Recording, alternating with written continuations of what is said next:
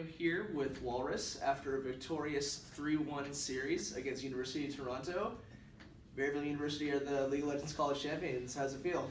Yes, sir. I mean, it's an amazing feeling to have this opportunity to go out and showcase my skills in front of thousands of people on Twitch and in person, my family, of course. And it was just an over-exhilarating feeling just to have like that pentakill, like just to get a pentakill on stage, just like on a champion that I begged for years. And it's just like to do that, it's just there's no words. To be honest with you. Let's talk about that Nidalee and that pentakill. There were 5 jungle bans, and then they picked your Olaf, and we talked to Saskia earlier, and he was like, yeah, he begged for Nidalee. He's like, we went practice it like a couple times, and it's not really a very popular pick right now. Yeah. And you went absolutely off on it. Was that something you've been practicing that a lot? Were you ready for that, or was it just kind of winging it? Because did you expect to have any bans at you in the game? After the 2 recent games, I was like, all right, I'm kind of clean right now. I'm pretty clean. So, and then I was like, all right, they do the 3-1. If you look at like after they banned Lee Sin, I'm like, oh, they banned me out. But like you can't ban me out. And so I was like, you know, they're like Elise, but then they picked Olaf, and that counters Elise. So I was like, you know what, let's do it with the Nidalee. And Prototype was like, no. But then I did it, and like, holy shit, Shorty, get the penta. It was just, all right, you did well today. That's what they said, pretty much, short. Well, it must have felt really rewarding on a champion you've been kind of fighting for for so long.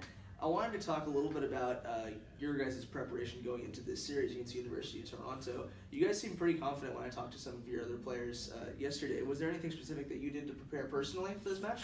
Well, to be honest with you, we didn't know too much about Toronto, so going into it, we were just kind of like, all right, we'll just do our standard stuff and see what happens.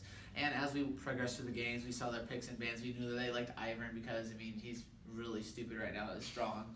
And so after that first game, I was like, all right, he did not jungle me, but he did have a better jungler than my champion at the time. So he just out-rotated me, but he did out-jungle me that game. I'll give him that. But after that, I was like, all right, no more. I'm the king of the jungle here today. You guys had a lead in the only game you lost in game 1, and then you finished with the reverse sweep.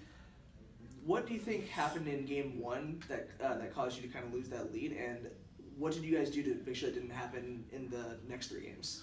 Well, usually like after the first game versus UBC and Toronto, I kind of had like this nerves, like, oh, this is the championship, and like, oh, this is the first game. So I kind of had to get the nerves out of the first game. After that, I'm like, I'm calm, cool, my nerves are stolid, I'm ready to go. And I just went into there, I'm like, alrighty, I'm the better jungler here, and I'm going to show it right here.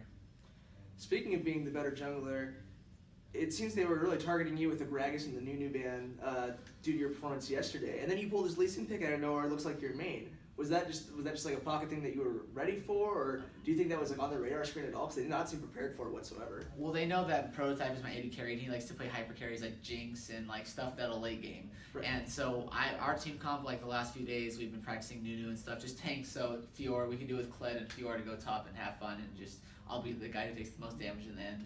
But Lee Sin is my most played champion, and yeah, like I put on like hundreds of hours on Lee Sin just to get like really strong. So I think I was definitely the best collegiate Lee Sin here today.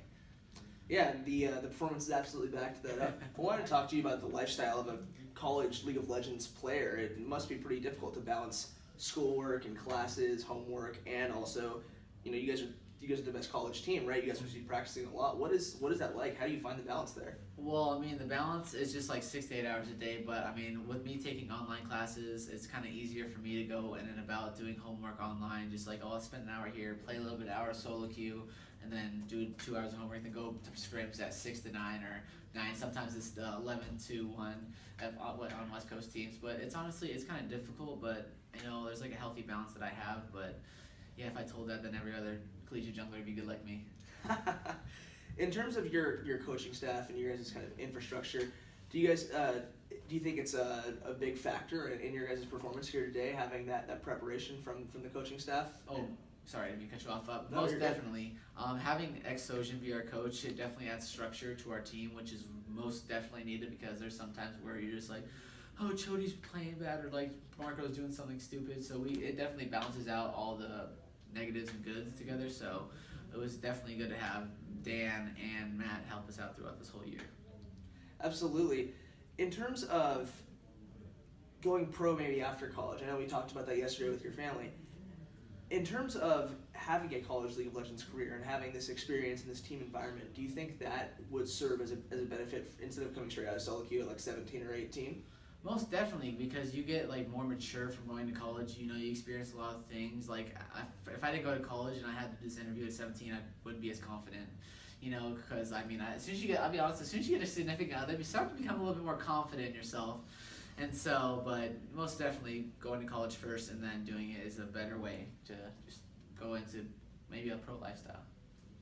So that's your plan going forward, right? You made a name for yourself on this stage. Should we expect to see you back here soon? Yes, sir. Hopefully, not many people get pent on that stage. Fair enough.